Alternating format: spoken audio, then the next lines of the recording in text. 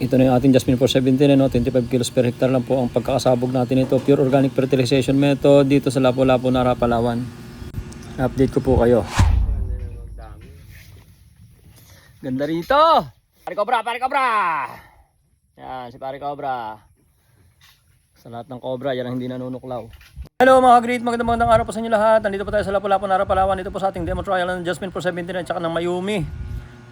Doon po sa Jasmine 479, sigurado na po makakasurvive po dito sa atin sa Lapu-Lapu, Nara, Palawan, which is problematic na lupa, makalawang, may chromium.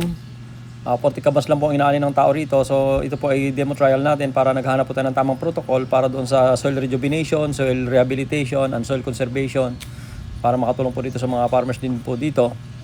So ngayon nga po ay meron tayong tanim dito, sabog tanim na nasa 17 days na po itong Jasmine 479, nasa 18 days na po ngayong araw. August 8, 2025. So ito po ay pure organic fertilization method. Gamit lang po ang bioenzyme, gamit lang po ang bio plant booster, at gamit lang po itong chicken manure na pernosis natin. At ngayon nga pong August 8, 2025, ay in-update ko nga po kayo dito sa kalagayan po nitong ating mga sabog tanim dito. Merong maganda, merong pangit, merong mamamatay-matay na. Pero ang problema talaga doon sa Mayumi ay hindi po talaga basta-basta maka-adapt dito sa lupa rito sa Lapu-Lapu, Nara, Palawan. Kasi kung tatandaan po ninyo, mga matitigas lang po na variety na nakakasurvive po dito, katulad po ng Kerimas, katulad po ng Dasnen, katulad po ng IR44. Malagkit, pwede rin dito.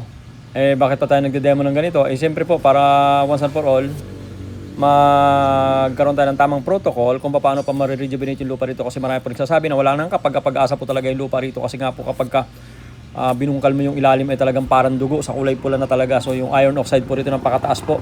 Ang solusyon ko naman po rito ay siyempre kailangan po neutralize yung mapulang kalawang na nanggagaling po sa ilalim ng lupa. At the same time, taasan po yung tinatawag na organic amendments o yung mga organic fertilizer na inilalagay po doon sa ibabaw. Katulad po ng paglalagay po ng organic fertilizer na chicken manure. Sa sitwasyon po rito, 2 beses din po ako nag-spray ng bioenzyme decomposer para po yung kalawang ay hindi po basta-basta ma-absorb ng ugat ng halaman.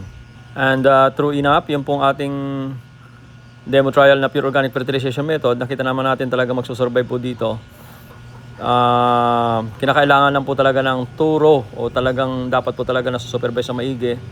Kasi syempre bago sa kanila yung technology po na to, yung paglalagay po ng organic fertilizer hindi po dapat na manipis, dapat po damihan talaga. Less water po, no? 3 days may tubig, 3 days walang tubig, pero hindi naman pwede na walang tubig. Katulad po rito, napahirapan po ito ng mga 1 linggo mahigit na walang tubig. So talaga nagbitak-bitak po ng gusto yung lupa. So bukas naman po ay may patanim po tayo ng Jasmine 479.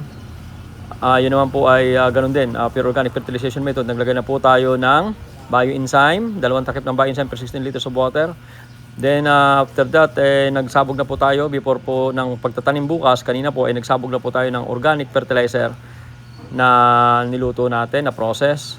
Then after mga 8 days po na nakatanim po yan, ay mag-i-spray na naman po tayo dyan ng bio plant booster. 1 takip po ng bio plant booster, pwede na pong i-mix yung insecticide. Gamitin po natin na pandamo ay itong Frontier. Yan. Ito po ay pwede sa 15 days, 20 days, 25 days, 30 days, pwede pa po yan. Tapos i-mix na po natin actually sa herbicide itong insecticide na Lambda sa Halotrin. Tapos lagyan natin ng Kartap. Ayan. So yan, magkakalahok na po yan. Ang timpla po natin na gagawin dito is mga nasa 100 ml per 16 liters of water. So dalawa at kalahati ng takip. Yan. Tapos isa po isang takip, yung Lambda. Tapos ito po ay mga nasa 4 na kutsara yung Kartap. Okay. So ito po ang papatayin po nito ay sa grassy sedges sa broadleaves. Tandaan po ninyo, sinasabi natin lagi na pagkatapos natin magtanim ay mag-i-spray na po tayo ng Butachlor. Kaya true enough, malinis naman, pero pagkaganyang napatubigan na po ay sisibol na po yung tinatawag na second generation ng damo. At actually may mga nasumibol na nga po, so kinakailangan na po natin mag-spray ng tinatawag natin na post-emergent herbicide. Ito pong Frontier ang gagamitin po natin.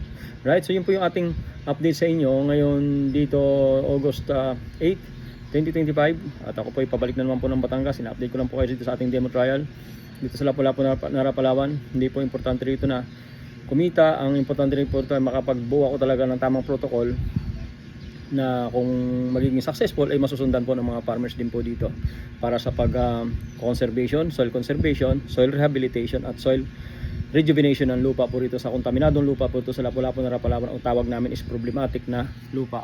Thank you po. Ingat po kayo lagi.